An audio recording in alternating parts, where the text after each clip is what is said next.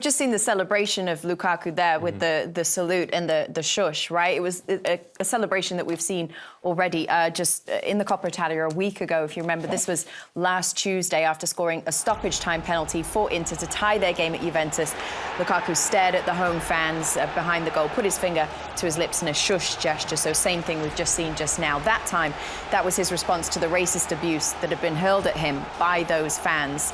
He did receive a second yellow card for his actions. He was sent off as a result of that. And despite massive criticism of the referee's decision, Serie A did choose to uphold Lukaku's one-match ban and also ruled a section of Juventus's stadium has to now be closed for one match, the next upcoming match. So this is just the latest in a long-running series of episodes concerning racial abuse towards players. It's such a big subject that we wanted to make sure that we gave it proper time to talk about and took some time now in the post-game to talk about. It's something that we just keep on seeing kind of again and again. And obviously we've got two black men in the studio who played in Italy and played in the Italian league. I guess just let's start there with your experiences of racial abuse, whether it's in football or in Italy specifically. It's everywhere. It has been everywhere. It always have been, and it looks like it always will be. Now, is it the old stadium? It wasn't the old stadium. So you can't say that it was the old stadium, but it still happens. And I go back to common sense again. That's not common sense. You can't have common sense on what the guy has been hearing and he just shushes the crowd and he gets a yellow, really, because of that. I go back again and I hope we still have the referee there to talk to us about common sense and why common sense will not come into place there if you have a bit of empathy. And if you know what empathy means, look at it in a dictionary to know what it means. If you see a guy is getting abused and he just stands in front of someone in a stoic way, stoic manner, being cocky and arrogant, yes. And shushing the crowd, yes. And what? He did it tonight. Did he get a yellow? No, just because there wasn't a crowd being up, some people having a go at him. It's the same celebration. Yes, I know he looked like or whatever he looks like, and he not shush the crowd. That's the very least he could have done. I would have done worse than him. If I'm getting abused on the field, I go back to common sense again. And the Italian Federation keeps the yellow? And we're talking about common sense? Wow. Seriously. But why did they keep the yellow? I don't actually know. All I can say to you, you suffered of it, I suffered of it. And I have to say, it's not only in Italy, I suffered of it everywhere. Everywhere. And every time it was your reaction that was getting punished. Well, this time, yes, a section of the Juve crowd or stadium will be sanctioned. Yeah, for one game. But I've had enough of looking at no to racism on shirt. I've had enough of that lousy picture at the beginning of the game when we all come and we focus on what's on the field. Can we focus on some other places and see what we can do properly about this? And the guy, I go back, took a yellow card for it. Please, let's stop. So let's dig in on that a little bit, because you mentioned the role of the referee, what you see as a lack of empathy in that situation, right? We have a referee in Christina Unkel with us, also a person of colour, right? So I guess it's super interesting, your perspective on this one. Do you think it was poorly handled? And what do you think, what is the briefing to referees in those moments? So two human rights issues we're dealing with right here. We're dealing with violence in the crowds and the spectators, right, which typically referees do not have any authority over. And we're also dealing with racial abuse. So I don't think, as you know, Thierry just mentioned, there has to be a collective effort from all fronts. Yes, the refereeing side of it, and there is a global points of emphasis, not only in Serie A, which unfortunately there's a lot of racial abuse that occurs, but we've seen this as well. Anytime a player continues to incite the crowd, there is a point of emphasis that they should be carded for excessive celebration, because that raises violence into the stadium. That raises violence by the spectators onto the field. And that's where that kind of point of emphasis comes in. But to that point, we also have to balance this racial abuse and this racial insensitivity, right? We just saw this again in Major League Soccer this past weekend. When we take a look at all of this from a global perspective, I would have preferred the referee, David Massa, to go ahead and understand the context of it. This is something that could have been heard by everybody on the field. This wasn't only something that was exclusive for that period, it was continuous. And this is where working with Coppa Italia and the event organizers, that at times, I personally myself, when I was in Mexico, I've had to stop the game because they would say that word after every goalkeeper punt to make them stop the game. And we have to address the spectators on that side. Would I prefer David Massa not to have given that second yellow card for that red card in the context of this situation? The answer is yes. Is he supported by the points of emphasis, City, the international referees there saying they must be giving this cards? The answer is yes. And that's why City upheld this one ban.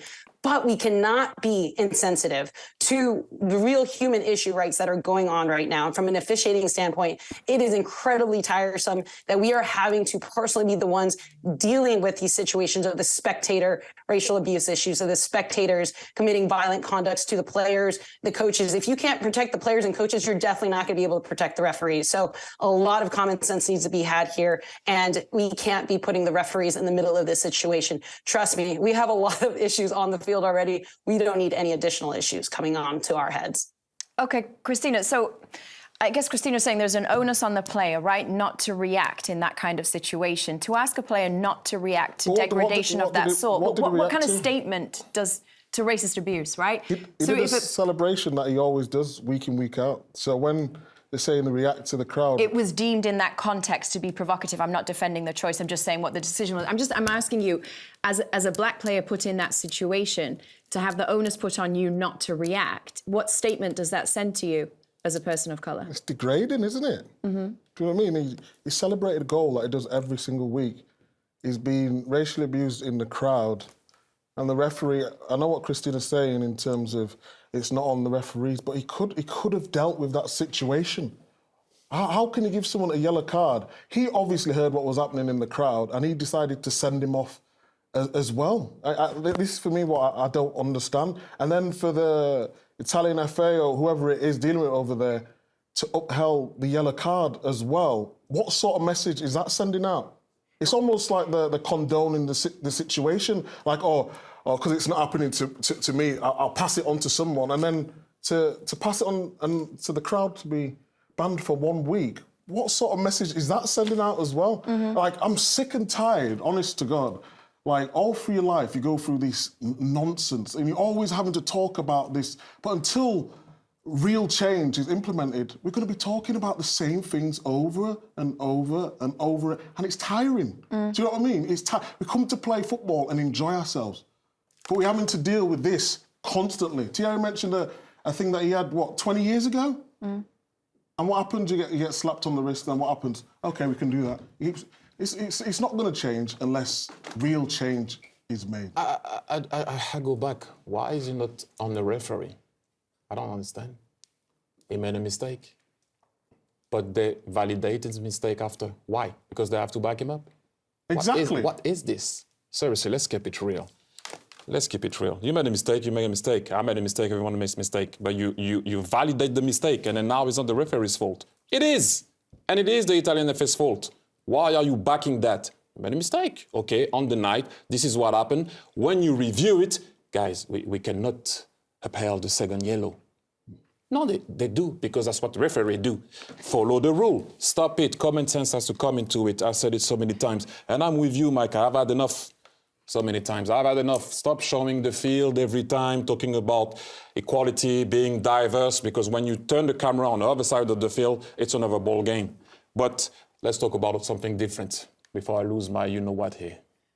Christina, I should have said thank you to you, by the way. Your input was super interesting. Can I just ask you a question, though? You obviously sit here as the referee and as a representative of that role.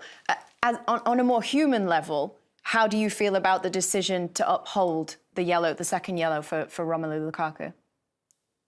I would have preferred referee David Massa to not have issued that second yellow card. And this is where we would come in, and that, there's going to be a mark because we were being required to issue that yellow card. I would rather take that penalty in my assessment behind closed doors because of what I stand for on a private, personal level.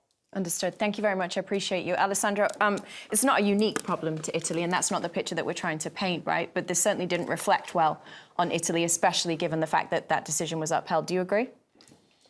It happened many times that we have a sort of discrimination at any level. And of course, the one that we're discussing now is the most important for different reasons. And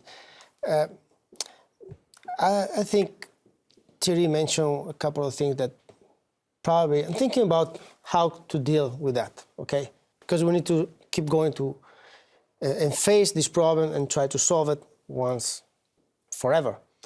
I don't think it's going to be easy, to be honest. We are living in a society where we try to divide ourselves in any things. We have in Italy, sometimes we divide north from south, and we're still Italian. So what is the point?